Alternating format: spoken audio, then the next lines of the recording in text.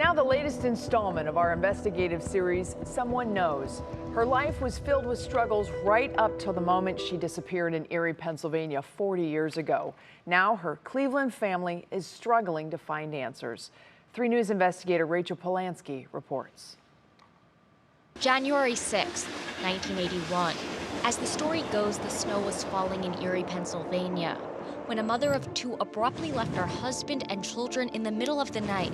It's a decision that contradicts everything Alison Duiker knew about her mother, Lonene Rogers. She was caring and loving and always very empathetic and helping others. Lonene, who was nicknamed Lonnie, was just 28 years old at the time of her disappearance. The deaf woman also left behind her hearing aids and her wallet. Her husband says they had an argument, then he went to bed. And when he woke up, Lonnie was gone. It was a very troubled marriage from the start. I think money, was the root of a lot of their arguments. Lonnie was never heard from again, and Alison's father gave her up for adoption. After being adopted by my guidance counselor, I didn't want to look at the case. I wanted to pretend that I was living a normal life, a normal child with no crazy background. But all of that changed this year, when Alison, who lives in Brunswick, began investigating her mother's disappearance.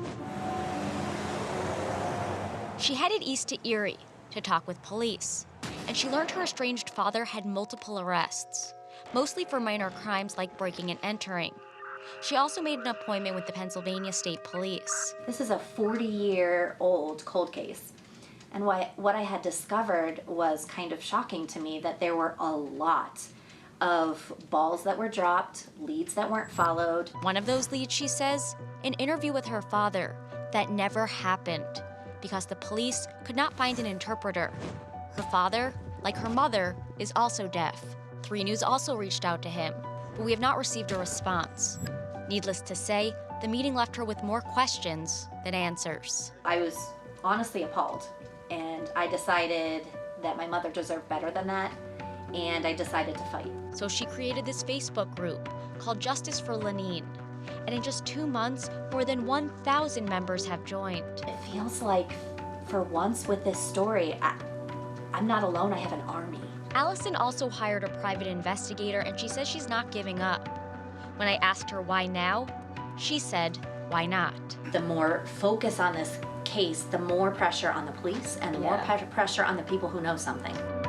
Now, Alison also believes that answers may lie within the deaf community, which is tight-knit. A spokesperson for the Pennsylvania State Police tells me because this is an active investigation, suspect information cannot be disclosed. Rachel Polanski, 3 News.